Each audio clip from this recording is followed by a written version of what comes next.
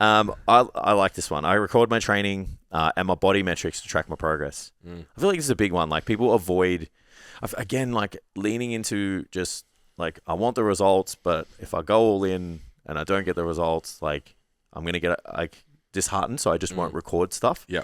But then it's like, I'm disheartened because I'm not getting the results I want.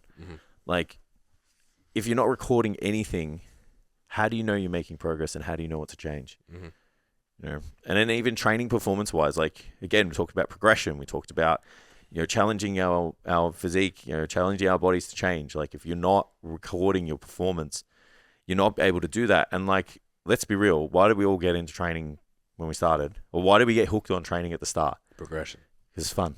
It's fun and it feels good to lift more. Yeah. It feels good to go into that workout and be like, I fucking nailed those squats today. You know, and they were, you know, 5 kilos more. I've gone up like, you know, 10 kilos on this program, for example. It's like all of that stuff is reinforcement. And everything that we're doing here is setting up like positive reinforcement behaviors, stacking habits and wanting to do them again. And if you're not recording anything, you're not putting yourself in that position. So I just can't stress enough. Like if you're not tracking your training alone, you are shooting yourself in the foot when it comes to progress and preparation mentally. Yeah. And then body metric wise, we need to track something to gauge your progress.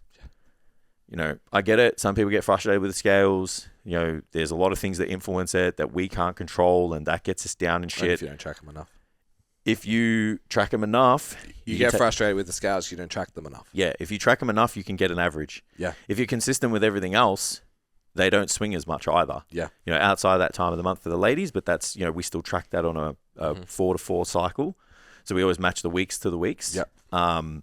And then, yeah, if you are consistent with everything else, if you are, you know, measuring yourself more often, then we get really good trends out of that. Take your progress photos. You don't have to take them every week if you don't want to, but you should take them very frequently. And it's like that alone for me, like my guys get, well, they just get found out, man. Yeah. You know, I just know that they behave differently because they're like, I got to take my photos. Yeah. You know, and I'm like, check-in day's Sunday, bro.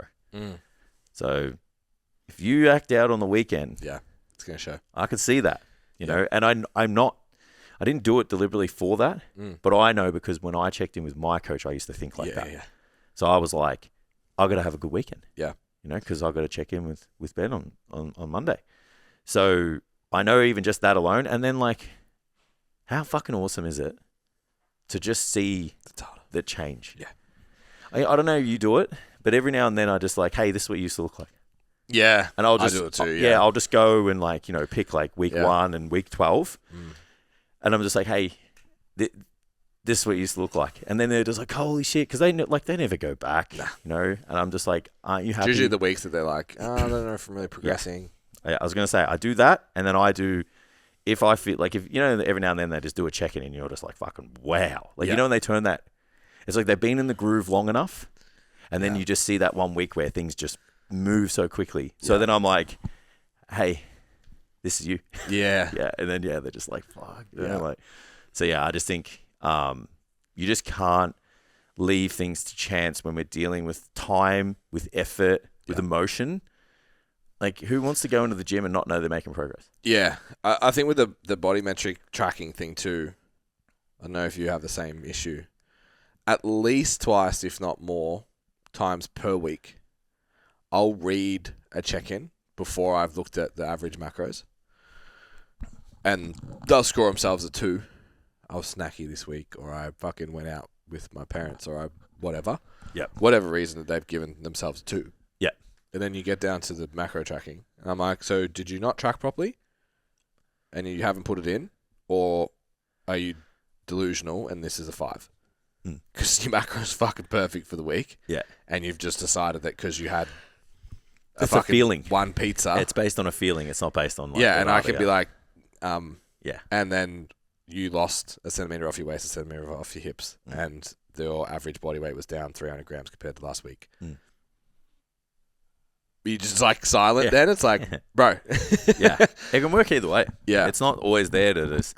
Like, what I try and tell my guys is like, it's not just there for when you're winning, and it's not there for when you're losing to be told off. So I think the biggest issue I see is people avoiding data when they know they've had a bad week. Yeah, I agreed. I'm like, I don't want to, like, when you disappear, I don't want it to be because you had a bad week. I'm like, you don't just check in when you're winning. Yeah. I'm like, the whole thing is about creating habits that draw attention to you just being better, getting the most out of your time and your effort in the gym. Yeah. So if for whatever reason you had a bad week, it's like, let's bring attention to that so we can support you for the week ahead. So it's worse when you're like sick or something. Bro, bad. It's like, you haven't done your measurements because you were sick. And it's like, well, where's the data point for next week now? Yeah. Yeah. Like, always get those measurements done tomorrow morning so we've got a data point for next week. Yeah. We need a comparison. Yeah. Yeah. Even like, it's just like, oh, I had this on and just didn't track, didn't whatever. So I'm just not going to check in. It's like, well, how about we have a bit of a discussion about this week even? It's like, yeah, last week's happened. Sure. But it's like, tell me what the plan is for this week. What's your week look like? What strategies are you going to implement with your nutrition? Do you have any events on this week? Like, can we make allowances for it so we don't just throw the baby out with the bathwater and say, fuck it. Like, it's just so much power to that. Yeah. And it all comes from just like putting the data in. And then you can just see trends too. Trends are great. Like if I don't know if you're I do know, you look at any client you have from a weight loss perspective, their body weight does that. Yeah. So it goes up and down, but it goes down over time. So you want to have that information, and then you are tracking their calories, you're tracking all that, and you got their feedback, and you're supporting them. Like it's just, there's just so much to it that is make or break, to getting the results. All right, second last one. I have a clear idea of how my week looks for my training, nutrition, and recovery. Ooh, I like that. Yeah. I like that a lot. Yeah. Yeah. Because again, if you look at someone who's like kind of a little bit frustrated, like it's like all of these things that we've talked about above lead into the microplanning. Yeah. That's just fucking friction, man. Yeah. Not having that, so much friction. Yeah. Like maybe I'll go to the gym tomorrow. Yeah. It's the Jocko thing of like... Maybe I'll do... So even just like maybe I'll train... So they might be set on the body part, but then maybe I'll do this exercise. Yeah, fuck. Dude, thank you. But even like that sounded to me like I don't know what day I'm going to train. Maybe I'll train before work. Maybe I'll train after work. So many layers to it, dude. Yeah, like that would just fuck me up and I would fuck everyone up and you just stop going. Because the friction of every time deciding I'm going to the gym, having to just make that decision, it's pre-made. Yeah. Like I know my alarm goes off at 5:30. I'm in the gym by 6:15. Yep. Every fucking day. Yep. Yeah, I had a discussion with one of my girls the other day, and life it's the end of the year. It was the end of the year. Work is tough, and leaving the session to the end of the day, and I'm like, we're losing momentum here. We need to get control back. So I just need you to have a think about what's a good week for you. Just what does that look like? Yeah. How many workouts, how many, nutrition, everything. Tell me what it looks like for you. She's like, 4 workouts a week. And I said, okay, so you look at all of this stuff. Where are you going to win first? She goes, here. How are we going to win there? I'm going to train in the morning so that the day can get away from me. Doesn't matter. And it doesn't matter. And then she's exactly like, why I train first. Yeah, me too. And then she's like, I feel if I hit those 4 workouts in the week, everything gets better from there. Yep. Like my mindset towards my nutrition, my mindset towards everything is better. So she's like, I'm going to go here first. And that made sense to me. Yeah. I didn't make her make that decision, but God, did I support her when she said I'm going to do that? I'm like, absolutely. So if you don't have this plan and you're not deciding, even like I said to one of my guys the other day, struggling with his nutrition, I'm like, tell me what you're doing. And he's just like, I'm just not forward thinking it. Yeah. He's like, I'm just being too reactive. And I just said, if I drew a line across, not even a line, if I just like looked at the most successful clients that I have, and these are the ones that just like, not what they've done, they just achieve results. Yeah. Right? They all forward think their food.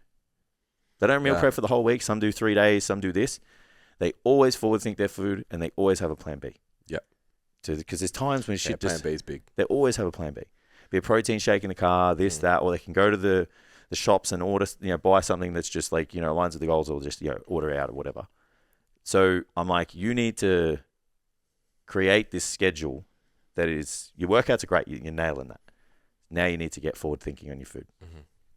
So I just can't stress the importance of just mapping that out. So many things that you just take when you've been doing it a long time, and maybe this is a message for someone if you're listening to be like, fuck, I really need to get on top of that. I need to get on top of this. I need to get on. This, for us now, is just... Habit. not even thought of. Yeah, it's autonomous. Yeah. The idea of going to the supermarket, not knowing what I'm eating for the week, it gives me anxiety. Yeah. Yeah, even just like not having it prepared. Yeah. Bro, no way. Like I always have a meal in my fridge all the time. And there's always little packets of protein, like packet-sized protein, 400 grams a serving. Yeah. And I can just pull them out. So I can defrost it if I need it straight away, or I can pull them out in advance. I usually have like a bit of a train going. Yeah. Once one gets cooked, one goes on the plate, and it just kind of does that. Yeah. Like that's they're the habits that you're trying to set yourself up for success. Yeah. Yeah, I've got a client that was just like, I'm going to have like this meal this week. Like, all right, cool. Like, I fucked it up. I was having too much meat. I'm like, what do you mean? How'd you fuck it up? Like, was it not? Did you not write the day out first? Like, no. Like, Yeah. what do you mean? Yeah. It's just like, how? Yeah. It's like forward thinking's huge. Forward thinking on when you're going to train. Forward thinking on when. And so we're talking about those crazy lists. I was literally like, you need to eat at this minute because the day's too fucking wild. Yeah.